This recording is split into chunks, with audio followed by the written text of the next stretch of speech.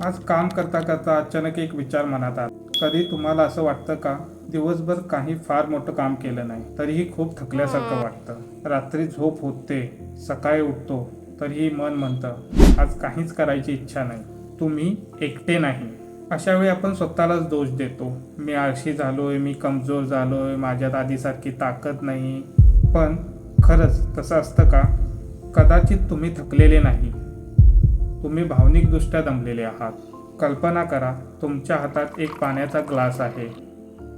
हा glass 1 minute धरला तर काही वाटणार नाही.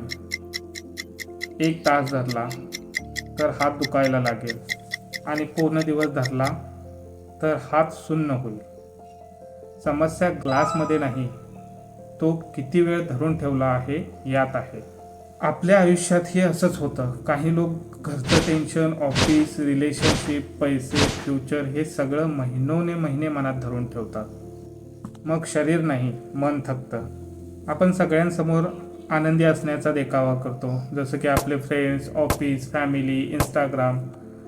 पण मनात एक वेगळीच लढाई सुरू असते. ती कोणी पाहत नाही किंवा ती कोणालाही दिसत नाही आणि आपणही ती कोणाला सांगत नाही. कारण लोक म्हणतील स्ट्रॉंग राहा, पॉझिटिव्ह राहा, मूव ऑन करा. पण कोणीही हे विचारत नाही तुला नेमकं त्रास कशाचा होतोय. एक गोष्ट सांगू, मोबाईलची बॅटरी 5% झाली तर आपण लगेच चार्जर शोधतो. पण मनाची बॅटरी 0% झाली तरी आपण कामच करत राहतो. हेच आपण चुकीचं करतो. मग काय करायचं? सगळ्यात आधी स्वतःला दोष देणं बंद करा. झोप पूर्ण घ्या, फोन बाजूला ठेवा, 10 मिनिटं शांत बसा, एखाद्या जवळच्या व्यक्तीशी बोला.